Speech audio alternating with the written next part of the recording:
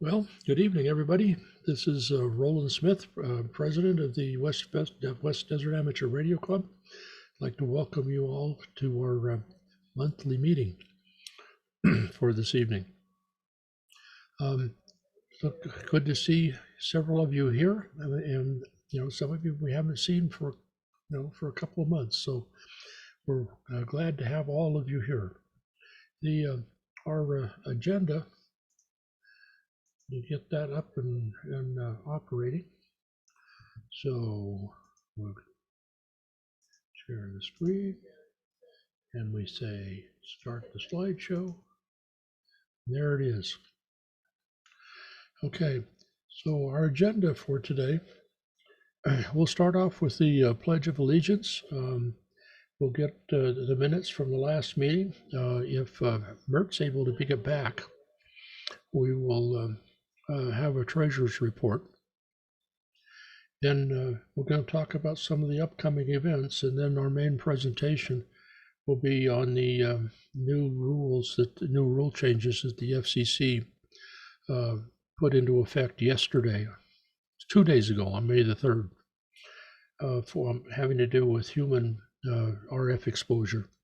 And it affects every ham radio operator, technician, general, amateur, extra. Everybody is affected by this rule change. And so we'll go through what the rule changes are, and how you are affected, and what you and if you are in fact directly affected, what you have to do. So that's our agenda, for today. I'd like to have someone lead us in the Pledge of Allegiance so we can get started. Rob Andrews, are you there? Yes, I am, Roland. Would you like me to do that for you? Would you like me to do that for you? If you would, please. Okay, you put our flag up for us. Okay, I think it's there on the corner of the screen, right? I'm not seeing it yet. You are not seeing the flag. Okay, well, let me look here. What have I got shared?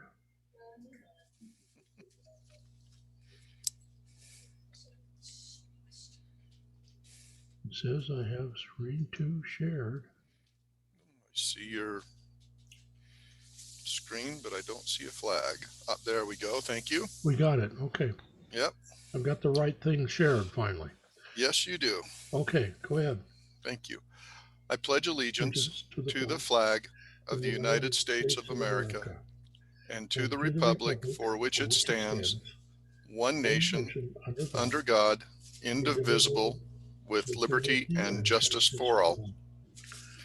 Thank you. Appreciate that, Rob. Mm-hmm. All right, let's see. Rona, would you happen to have any minutes for us? Yes, I had to unmute for a second. Okay, the West Desert Amateur Radio Club meeting held April 7th, 2021 via Zoom at 7 p.m. Meeting started with the welcome from President Roland Smith. Pledge of Allegiance was led by Jim Osterud. The Treasurer's Report from Mert Russo, motion to accept by Robert Andrews and seconded by Casey Stevens, accepted by the club. Hat and shirts are being offered again. They will be embroidered and not screen printed. Robin Frederickson presented about the Great Utah Shakeout. It'll be on April 15th, 2021 at 10:17 a.m. Orion Communication and Assessment Program will be used. They are wanting reports from everyone, and you can send text messages to West Desert Arc, wdarc.w7e0@gmail.com. We'll be using the Twilla Ready app. The club will be doing a drill check-in nets starting at 10, 10:30, 10:50, and 11:15. Roland announced starting April 15th, there will be a PSK 31 net at 9 p.m. on on April 17th, all those that are wanting to be part of the soda meet at the South Rim Park. Time is to be determined. We will carpool from there. If you can't join in, you can still participate by communicating in Simplex. Elmer's Night will be April 21st, Field Day on June 26th. Philanthropic opportunity. We're wanting to raise funds for new ham radio to buy radios for new ham radio operators. Meeting to adjourn by Rick Graham, seconded by Robert Andrews. Meeting adjourned at 7:56 p.m. That's it.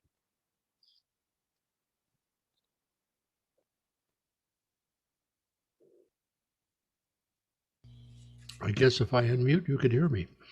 Can I have a motion to accept the minutes, or if anybody has any changes or corrections to the minute, please speak up. I make a motion that we accept the minutes as read. I heard somebody say something, but it didn't come through very clearly. I make a motion that we accept the minutes as read. Okay, that would be Tyler. This is Rob. Oh, that was Rob. Okay. All in favor, say aye. Who seconded? Who seconded? Oh, yeah, I need a second on the thing. That's right. Number 2. That would be Blake. Second. Yeah, 2 second, whatever. All right. We'll do it one more time. All in favor? Aye. Any opposed? Motion accepted. Okay, Mert is not here, so her dad had some surgery today, and I think that may be more important than the meeting. So we'll defer the treasurer's report till next week. What I do know is that we haven't spent any money, but we've taken in a little bit. We've had 4 people in the last month take their license exams, and so that's that's brought in a little over $28 into the club treasury for from doing that. And that's been all the income, and so far as I know, all of the outgo. John Gamble, are you here? Yes. John Gamble and Mert Russo came over to the Emergency Operations Center for the Great Utah Shakeout. Would you like to tell us what happened and how it went for you?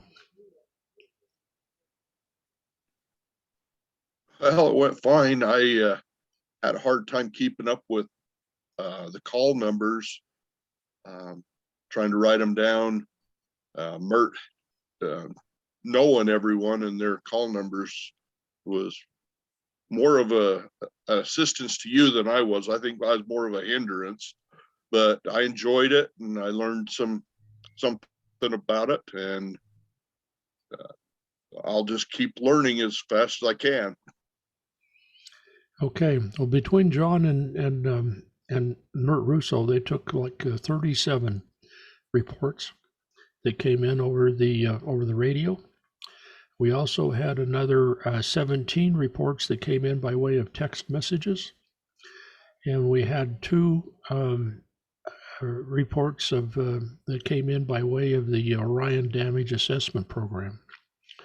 All of which was really quite impressive to the folks next door to us in the operations center itself, because we were providing much more information than they were getting, from any of their other sources.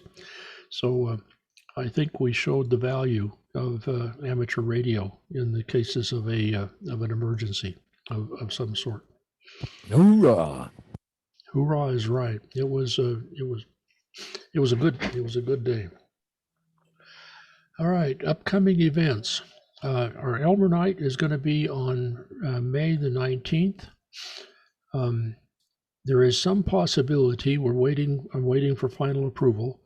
But Bucky thinks it's going to be possible. He just needs to get the clearance from the county commissioners. But there is quite a likely probability, actually, that we'll be able to hold our Elmer Night in person as well as on Zoom. And pretty much for sure, we'll be able to hold our meeting in June on on June the 2nd in person. So we're starting to get back to normal. Now, important caveat to all of this is that if you're going to be in person, you're going to have to wear a mask. We don't need to enforce strict social distancing, but we will need to enforce the wearing of a mask. We're going to hold Field Day on Saturday, June 26th, so we'll talk a little bit about that in a minute. Parks on the Air Day is going to be held on Saturday, the July 17th. We'll talk a little bit more about that in just a moment. Our annual picnic will be on Saturday, August the 7th. And we won't have any other meetings in July and August. So that's pretty much the list of what's coming up. So let's first talk just for a second about Elmer Night on May the 19th. If we are able to have an Elmer Night, and do it pretty much in person, but also have it be sent out by way of Zoom, what would you like to do? Do any of you have any ideas or suggestions of what would be useful to you if we did at an Elmer Night? And I would just ask you to let me know what do you think. So, knowing that most of you probably don't like to unmute and talk to me, about that, we will. I think I will poll you. Let me get up the participants. Okay, so we'll start. Mr. Condi, Lyman Condi, is there something that would be interesting for you if we were to do it in person at an Elmer Night? Well, I've been somewhat inactive in the club, so I probably wouldn't be going to Elmer Night. I'm going to be going on vacation at that time. Okay, unfortunately, then we would miss you. Mr. Burriston. Can you hear me? Yes, I can. Boy, I don't know. That's a good question. All right. Well, that's part of why I'm asking. John Gamble, is there something would be beneficial for you if we did it on an Elmer Night? Well, being new to the club and new into the radio, anything is going to benefit me. So whatever anyone else wants to do, I'm up for. Okay. Mr. Rob Andrews, you got any thoughts? I enjoyed. Get my mic down here so you can hear me. I enjoy the kit builds. I still have my little dummy load I need to finish soldering together, but those kit builds are fun. I mean, they're a lot of fun to sit there and build them. We're helping other people to get things done. I mean, it just works out really well. Okay. Did you get that dummy load from Congress in Washington, D.C. or anyway? Well, it only came from one side. It didn't come from the other. Okay. But, I thought they should have shared it equally. You're going to need a bigger load. Anyway, go ahead. Rona, you got any thoughts about what would be beneficial to do in an Elmer Night? I was in the meeting earlier that we had, and I like the idea of doing the attenuator that you was talking about. Okay. But I don't know if you wanted, and that may be something you need to let everybody else know, see if they're interested in doing any of those things that we were talking about. Tyler Wilson, any thoughts? Well, I love fiddling with antennas. I like the Slim Jim idea we talked about in the board meeting. If we're going to do some fox hunts later this summer, I think some tape measure Yagis would be good to outfit our club members with some tape measure Yagis, so they got some directional antennas that they can use. And that's about it. I'll give a second to Rob Andrews' kit builds. Being pretty new to soldering, I would love to have some of you wise old Elmers sit and watch me solder and tell me how badly I'm doing it and how I can do it better. It depends on how bad you shake. See, Is it solder or slaughter you're talking about here? It's slaughter. It's Rob, slaughter. when I'm done with it, it looks like slaughter. It looks like somebody killed a pile of aluminum on the. Anyway, Okay. so yeah, Vincent- I would love to have somebody help me get better at soldering. Vincent, do you have any thoughts? Yeah, well, I just sent a link there to one of those kids that Rob was talking about. I'm not hearing you. Oh, no. Okay. Check. Can you see this? All right, well, we'll move along. How about you, Gary Redmond? Is there something we could do that an Elmer night that would be interesting to you?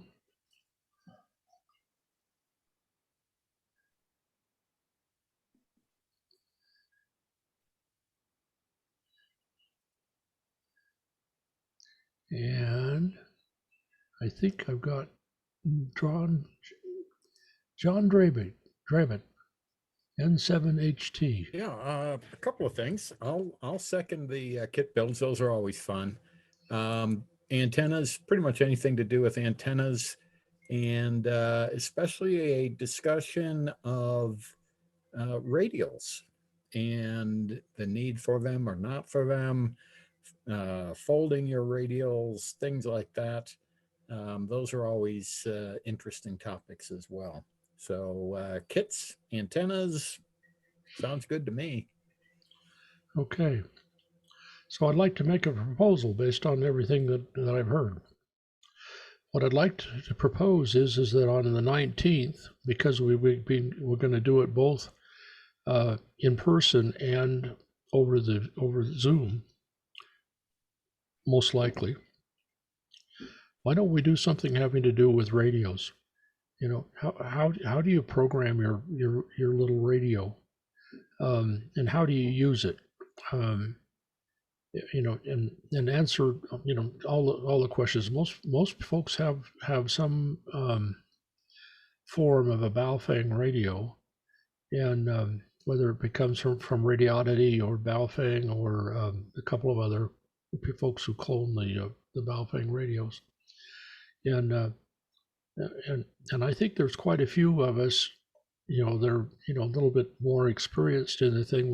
We could probably give a lot of help to folks on, you know, to talk through how do you actually manually program something into your radio.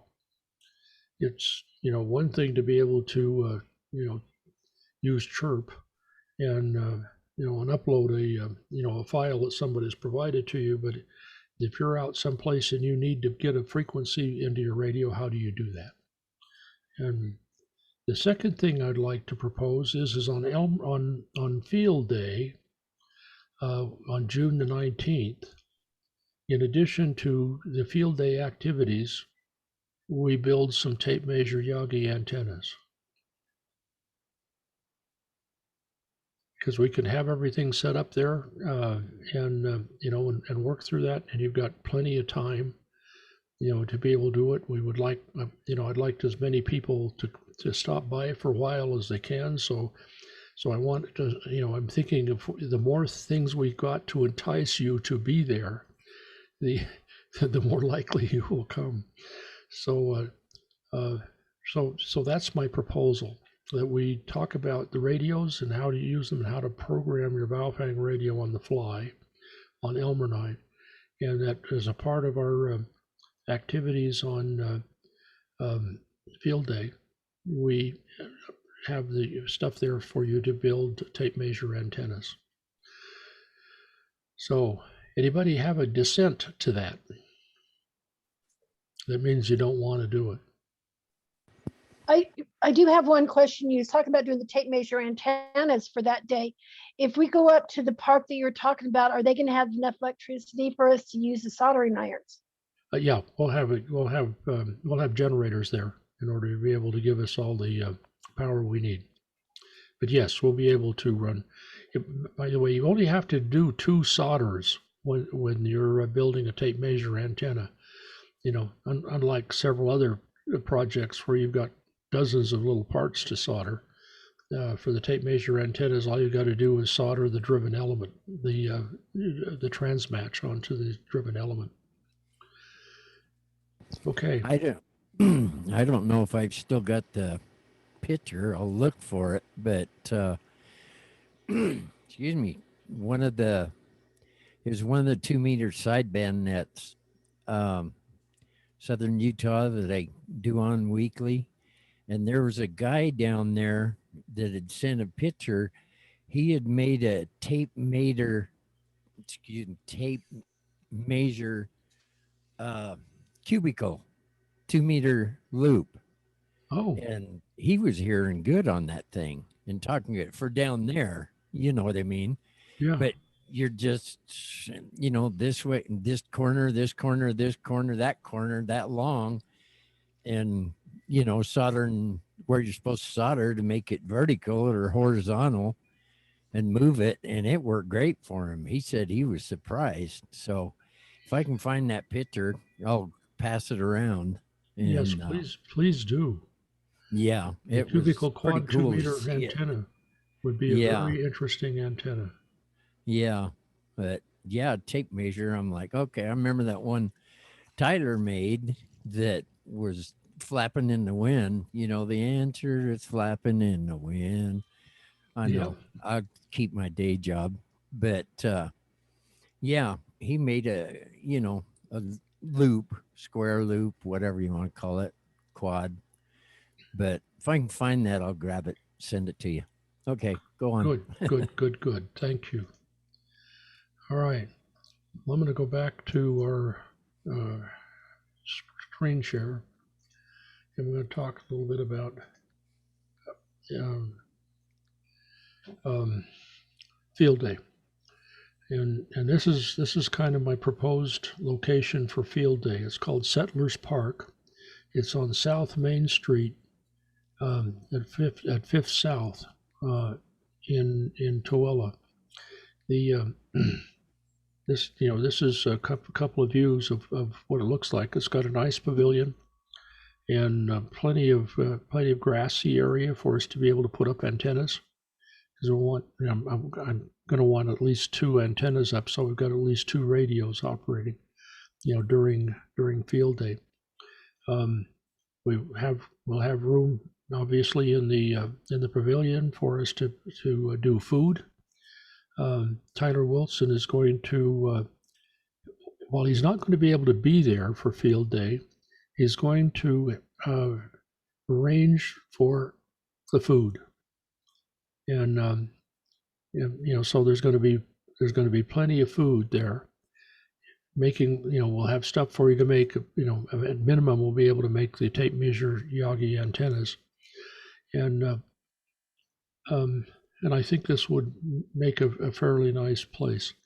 There is a playground in the background that you can see in the picture on the right, but right now it's closed off and not available for use. By OSHA regulations, playgrounds have to be replaced every 10 years. And so this playground is in the process of being torn out, and probably by the time we get to field day, it will have been replaced with a very, very nice playground. So, folks in the club who have kids, and we want the spouses to come as well, and have a good time. So that's the proposal for where we would hold field day on June the 26th. It would be, generally speaking, a pretty much an all-day activity. We could actually start operating, as part of the field day radio activities at noon. We can start working on and putting up antennas 2 hours ahead of that.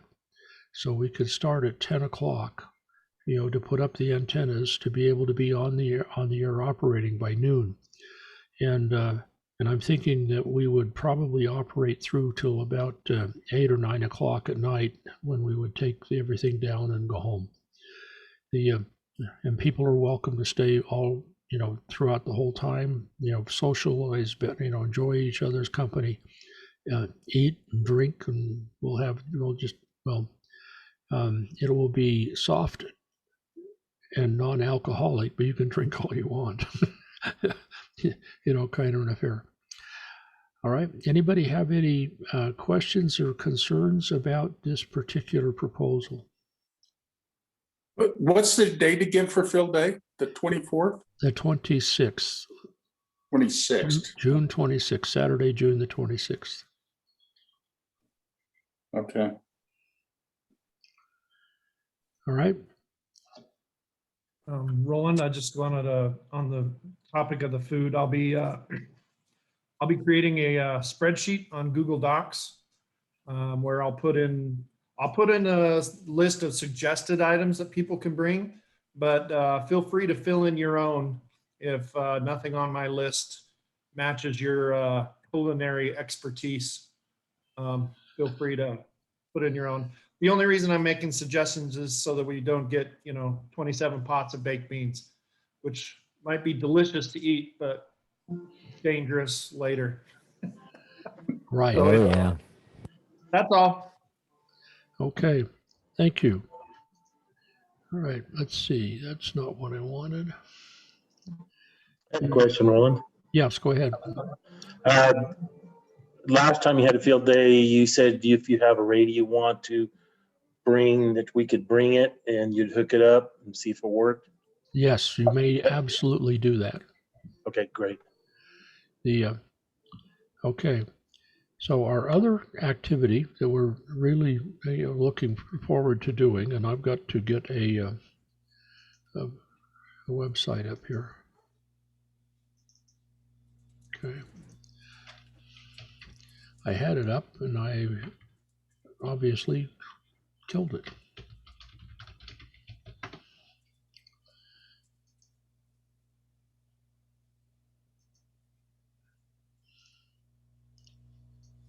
Okay, where are you? There you are. Okay, so it's called Parks on the Air, and we're going to go look over here in Utah.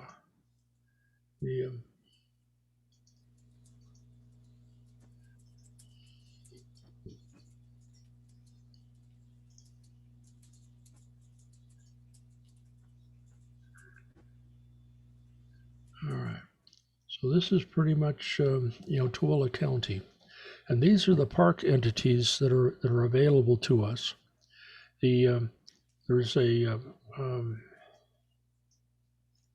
There's one right over here, towards Farnsworth Peak, the North Ochre Wildlife Management Area. Right now, that's impossible to drive to. If somebody's really ambitious, they could hike into it, but it's impossible to drive to. But all the rest of them are very open and directly accessible. The Big Creek, we got two of them here having to do with Horseshoe Springs. There's this wildlife management area up in the Cedar area. And right over here is the Tempe Springs Waterfall National Wildlife Management Area. By the way, that's right off the Rowley-Dugway exit. There's a very interesting curiosity that's on its way as you take that exit, go up past the plant and turn to the right and go out to the Tempe Springs Wildlife Management Area. Back in the 1920s, the federal government built several hundred, almost 1,000 markers for pilots to follow, to show them, and they were placed about every 10 miles. And they're just these great big orange and yellow arrows. And there are still about 11 of them still in the state of Utah, still available. And one of them is right up here. So if you're ever interested in going out and seeing how in the 1920s, how the pilots flying airmail were making their way around the country, you'll find one of those navigation arrows, there. And they had a they had a 50-foot tower that was a mast that was on the built above the arrow. None of them are existent anymore, with lights on it, so that at night their arrow would be lighted up, and the pilots would be able to see it as they were flying. And this particular arrow has pilots coming in from the northwest and turning and going to the southeast, headed towards the Salt Lake Airport. There's the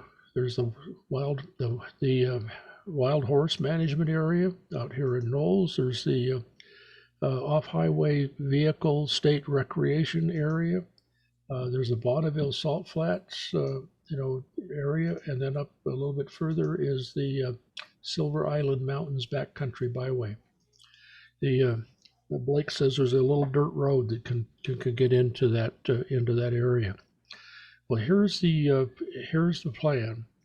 That on July the 17th, Saturday, July the 17th, we'll be recruiting amateur radio operators, and hopefully in pairs or trios, to go to every be assigned. Every trio would be assigned to one of these parks. You take your radios, set up a portable operation, and we start making contacts with each other and without people on the outside world, and activate all of these areas. Now, only 2 of them have ever been activated in the past, but if we can, and that one of them is the Bonneville Salt Flats, the raceway out there. So so that's the proposal. I want to get you out of the house. I want you to get your, with your radio equipment and operating simplex on 2 meters, or operating with a portable HF capability if you've got a general class license or higher, and get out to one of these areas. Every one of them, with the one exception of the one up in the Ochre Mountains, you can literally drive right to and park right there. It would be essentially considered to be wheelchair accessible. So that's the activity plan for Saturday, July the 17th, the morning of Saturday, July the 17th. Okay. Roland? Yes. Is that, excuse me, is that a website you're going to find those little spots? Yes. It's called Parks on the Air. Okay. POTA, Parks on the Air. I'll try and write it down. It'd be cool to look at that. All right. Thanks. Yeah, you're welcome.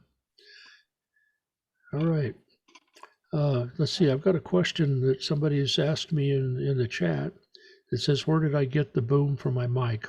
I bought it from Amazon.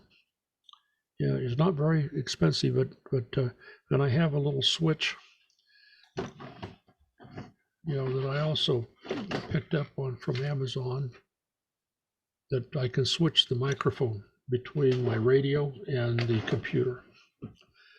So I've got, I can use the same microphone when I'm on the radio. Okay. Is there any other business or announcements or anything that any of you would like to bring up at this particular time? All right. Well, then I want to talk for a little bit about a fairly important topic. It affects every amateur radio operator in the United States, regardless of what your license class is. It's the changes that the FCC put into effect day before yesterday on May the 3rd, having to do with the human exposure rules to radio frequency radiation. So let's get this thing shared.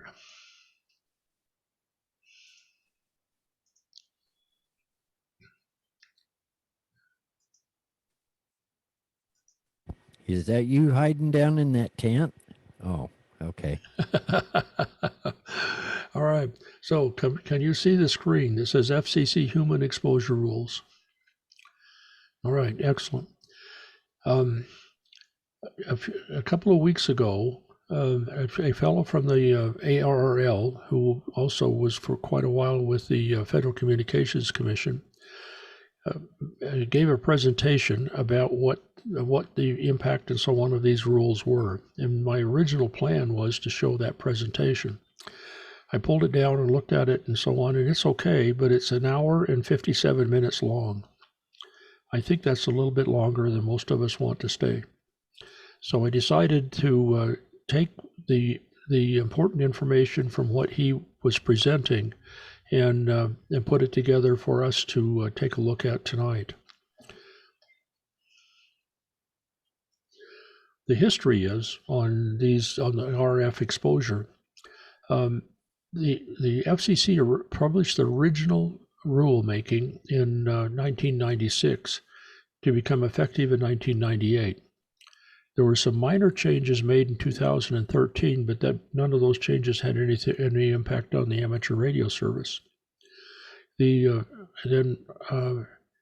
April 1st of 2020, they published in the Federal Register a plan to change some significant parts of the rule on RF exposure.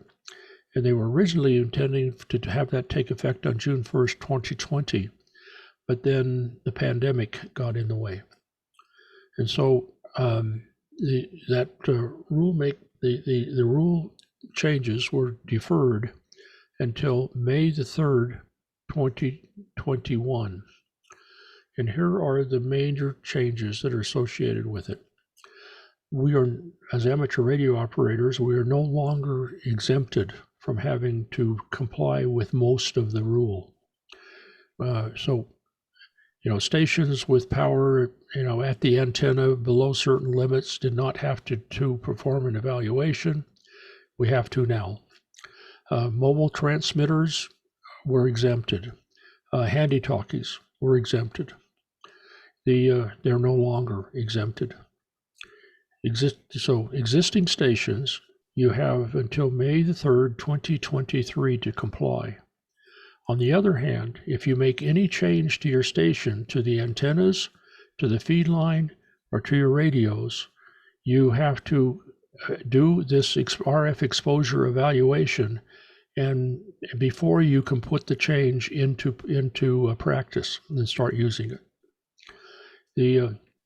In addition to that, they also determined that any transmitter that is operating within 20 centimeters of the body, also in addition to the environmental impact, also has to have a specific absorption rate evaluation performed.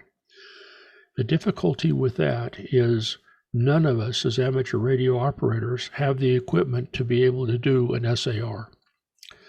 And so consequently, there's some things about that the FCC has had to take into account. All right, so some of the things have not changed. Most of you will remember from your technician class and from also in the general and extra were questions about this. The idea of a maximum permissible exposure limit. And as you might remember, the exposure limit was different based on the frequency. And that furthermore, that the body is most resonant to RF energy at the 6 meter frequency, the 50 megahertz. We are, as you go up from 50 megahertz up into the VHF, UHF, and higher frequencies, the body becomes less and less resonant.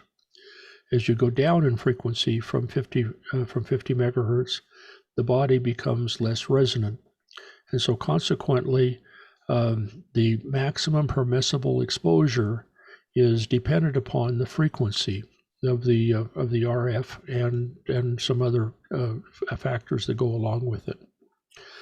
Also, these so-called SAR, specific absorption rates, those have not changed either. And when we talk about people who are potentially impacted by our RF energy, they essentially are divided into two classes. Groups of people who know about the RF energy, that would be you as an operator or me as an operator, and also our families, because they should know that we actually have a transmitter and an antenna and so on. And then there's everybody else, like the person walking their dog down this sidewalk in front of your house or whatever. They have no reason to know that there is RF energy in the area. And and when we do the evaluations, we have to calculate it for both people who know about the antenna, who have higher limits, and people who don't know about the antenna and the RF energy, which has lower limits. Now, when we do this exposure, it's also called an environmental analysis. We don't have to submit it to the FCC. We are just required to keep it in our station log. And I'm sure every one of you have a station log. In this technician license area, we talk about a station log, essentially where you're required to document who the control operator is. And if you delegate control operator to someone else, then you're supposed to note that in your station log. And when it comes back to you, you're supposed to note that in your station log. And there's a few other things you're supposed to note in your station log. Well, this is one of the things you're supposed to put in your station log. You do not have to, and you should not submit it to the FCC. However, if they ask for it, you must submit it. And you probably better have it. They were not going to be very patient. Now, why would they ask you for your environmental exposure analysis? Well, what if your neighbor gets pissed off about the big antenna you've got in your backyard? And so they complain to the FCC. Well, the FCC is going to ask for your RF exposure evaluation to be able to show the neighbor that they are not in harm's way of that particular antenna and antenna system. And in today's confrontational society, I think it's quite possible that if you've got a highly visible antenna, somebody may ask about it. So what does this change mean to you as an amateur radio operator? Let's first talk about most of our technician class people who are operating VHF and UHF. Before, in the rules before May the 3rd, any transmitter 50 watts or less was excluded and exempted. That's no longer the case. You have to do an environmental assessment on your mobile setup. If you've got a mobile setup in your car, you're going to have to do an environmental assessment. Handy-talkies were previously excluded. They now require an SAR analysis. That's both difficult and expensive, and none of us have the equipment to be able to do it. But so in the rule, handy-talkies manufactured before May the 3rd, 2021 are grandfathered and do not require an SAR. But manufacturers are now required to perform an SAR on any new radios that are manufactured after May the 3rd, 2021. The impact on you is going to be that if you decide you want to buy a new radio in a few months, the cost of that radio is going to go up a little bit to help pay for the specific absorption rate analysis. Manufacturers are not going to absorb the cost; they're going to pass it along. And there is some pretty specific and exoteric equipment required to be able to do an SAR. Okay, for those of us who are operating in the high frequency band, first thing to note is if you have performed an environmental assessment before, you're done. As long as you've got a copy of it and it's in your station log, you're done. The rigor of the environmental analysis depends upon not only distance, on some distance and power between the antenna and a possible human coming into the field of the RF field. And we have until May 3rd, 2023 to do the environmental analysis. However, if you change the transmitter, feed lines, antennas, or anything related to that system after May 3rd, 2021, you must do an environmental analysis before putting the change into operation. So a couple of weeks ago, I bought a 5-band hex beam antenna, and it needed some work and refurbishment. I've got it just about done, but I'm not going to be able to put it into operation until I performed an environmental analysis on my station using this new antenna. So let's talk a little bit about how that works. So if the distance between any part of your antenna and any part of a human is less than the limits that are shown in this table, then you have to do something called a full environmental analysis. Okay, so technician class license holders have privileges on 10 meters and 6 meters. And if the distance between your antenna on 6 meters is less than 3 feet between you and a human, you've got to do a full analysis. If it's more than 3 feet, you just have to do a partial analysis. And the same is true with everything else. Now you'll notice that the distance thing goes down as the frequencies go up.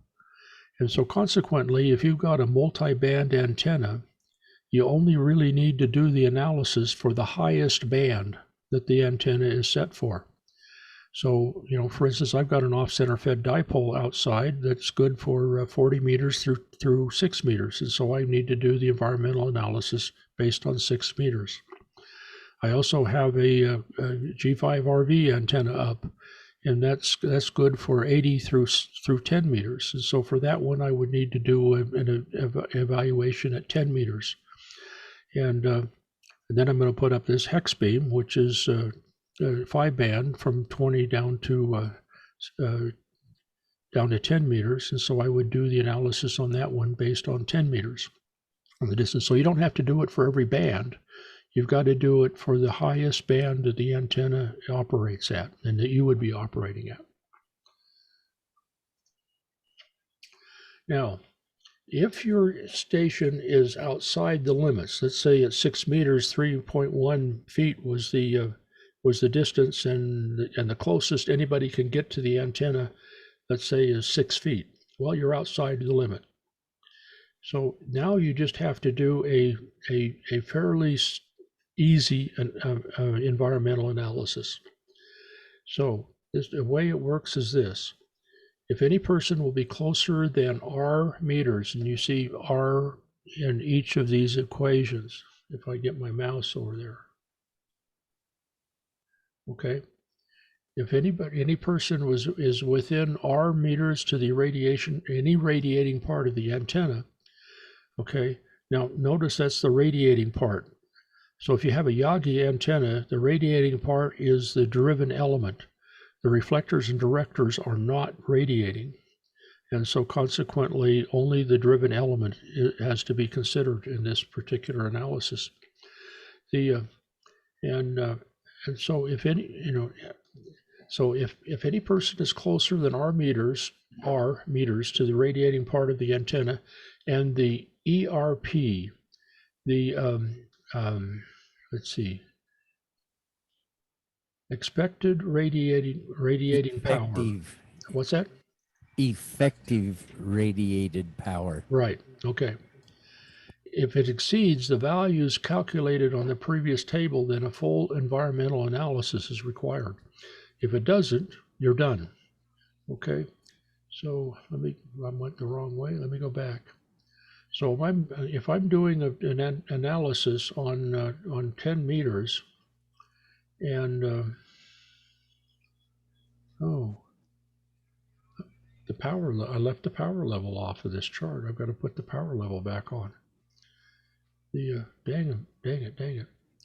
Okay, so if here's my example. I'm operating at 100 watts on 10 meters into an antenna with 2.5 dB of gain, 15 feet from the sidewalk, and I've got 50 feet of RG8X coax feeding the antenna. So my ERP is equal to the transmitted power minus the feed line loss times the antenna gain. Or in this particular case, 100 watts less the feed line loss, which would be 22 watts, and multiplied by the gain, which is 2.5, gives me 195, an ERP of 195. The allowed radiating power for the previous slide, which is not there, is would be back here, is 97.8 watts, and my ERP is 995, and so I have to do the full analysis. In most cases, now that's a that's a fairly interesting example. But for instance, I've got a I'd be operating as much as 600 watts of power on I can't operate 600 watts at 10 meters. I can operate 200 watts at 10 meters. And when I put that hex beam up, I'm going to have 3.4 dB of gain. And so consequently, I can be pretty assured that I'm going to have to do a full environmental analysis on that particular antenna.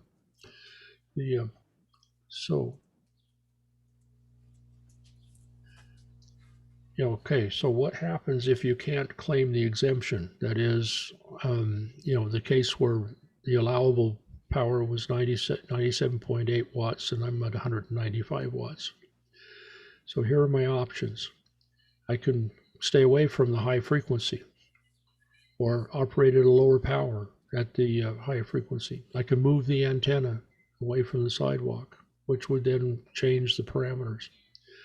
I could block off something so that they can't get closer to the antenna, or I could get my antenna higher up in the air to get more distance between it. And I could also do the full evaluation. The exception limits on the previous slides are very conservative and don't take into account the duty cycle, that is the amount of time you're transmitting versus the time you're receiving over a 6-minute period of time. And they don't take that into account. And so consequently, if you're close, you probably want to do the full evaluation, which will then might tell you that you are okay. So how do you do a full evaluation? The FCC has something called the OET Bulletin 65 with a supplement B for amateur radio operators. It's 59 pages long, and in there are several pages of diagrams and charts and tables and so on that you can go through the process of figuring out what your exposure limits are and whether or not you're exceeding the MPE, the maximum permissible exposure. The ARL published a publication back several years ago, which is now only available as a PDF, which has a fair amount of information on how to do the calculations and has the tables and so on associated with it as well. You can also use a modeling program. One of the antenna modeling programs that are most popular is Easy NEC. And I have a good friend who has the program and knows how to use it. It's not difficult, but it is time consuming to get it all set up.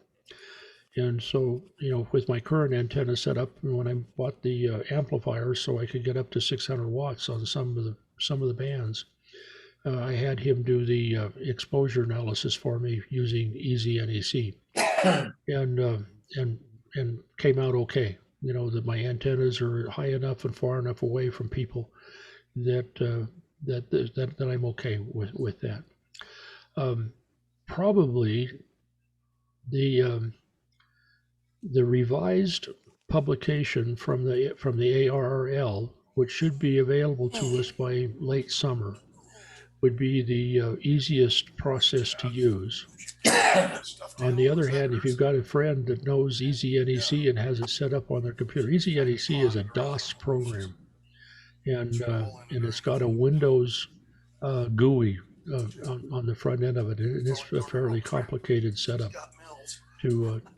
but once it's set up and once you've got it in, the modeling is pretty straightforward. But that's another option to be able to make this determination. Yep.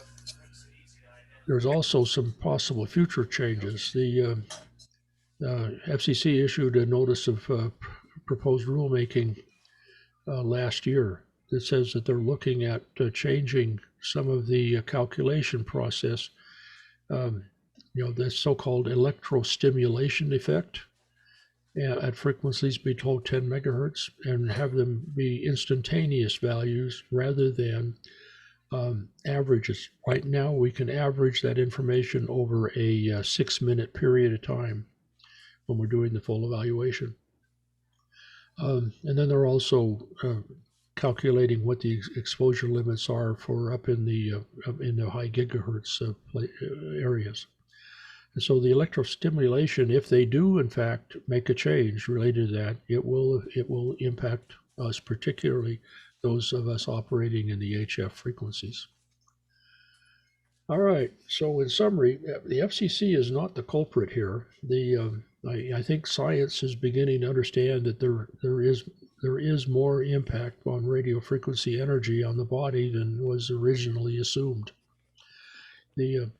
So you need to be prepared to do an environmental analysis on your station, and you need to keep your station log current.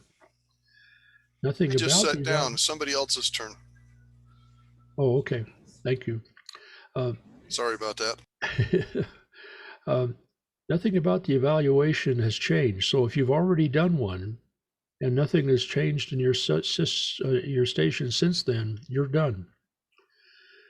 You don't need to worry about SAR limits for HTs. The manufacturers or the folks are going to have to be doing that. They'll just pass the cost on to you.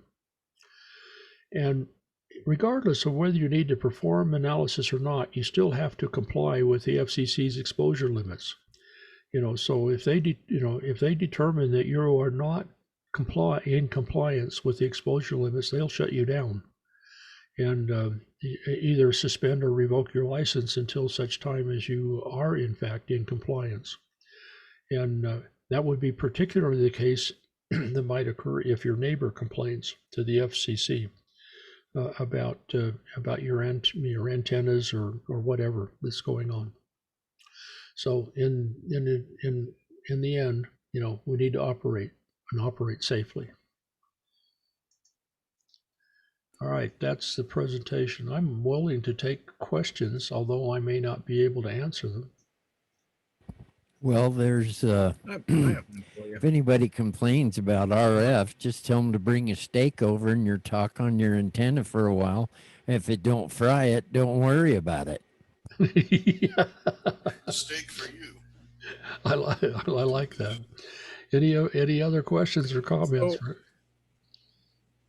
Yeah, Roland, I've got a couple. I guess the first one is, are they basing this on nearness to generally accessible public? So for example, if I have a 5-acre plot of land and I stick my antenna out in the middle of those 5 acres where no one could get close to it unless they were trespassing,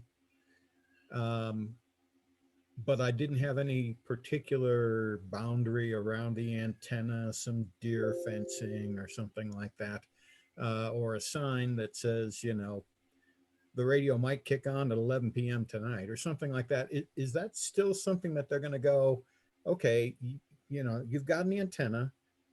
It's not near a sidewalk. It's not near a street, but someone could walk up to it. Is that going to be enough to result in a violation, do you think? I don't think so. It's on private property. You have put it away from where people would normally be, and so consequently, I don't think there would be a violation associated with that, as long as you've done the environmental analysis and have it in your station log that says that you're far enough away from any place where normal human activity would be. They won't cite you. Okay. Okay. Yeah, they call it Great, thanks. occupied space and non-occupied or something. The Yeah, two major sideband guys, I've been listening to them down in southern Utah, and they've been talking a lot about it too. So yes. yeah, Yeah. it's There weird. are two classes of people and two classes of locations. The and you know your circumstance would be that you are in a non-occupied area. You know, people are not normally expected to be in there. Anybody Yeah. else? Okay, so Actually, Roland, I do have a question. fire away.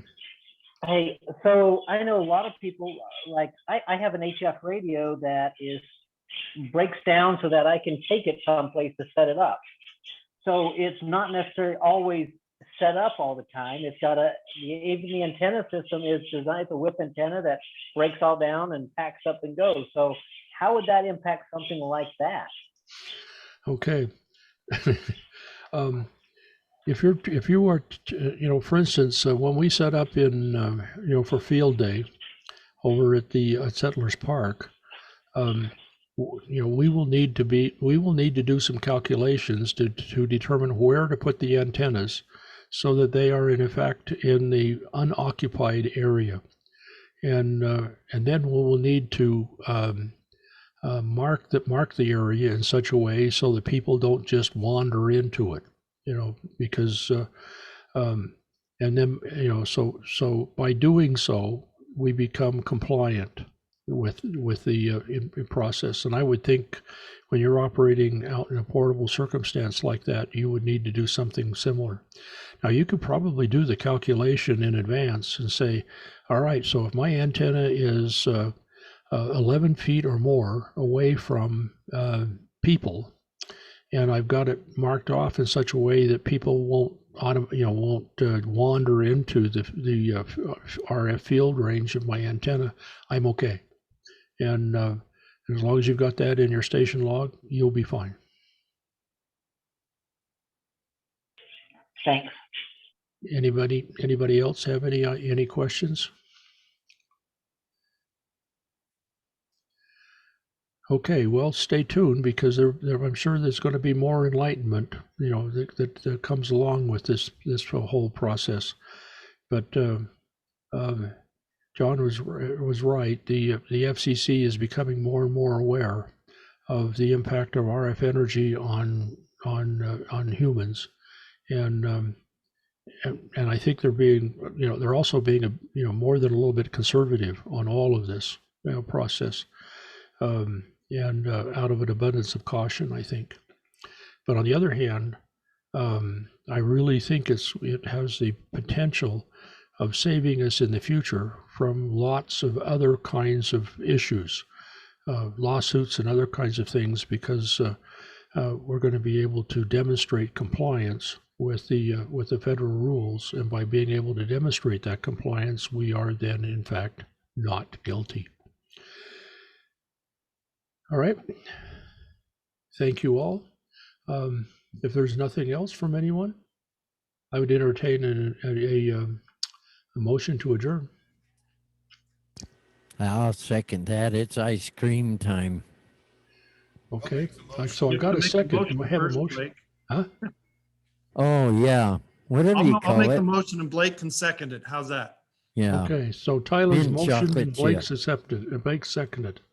Yeah. I accept it. Yeah. Are there any other? No. Okay. So is there anybody opposed to the motion to adjourn? Then I'll assume that the ayes have it. Thank you very much for being here tonight. This is K7OJL 73. 7 PV and clear. 73.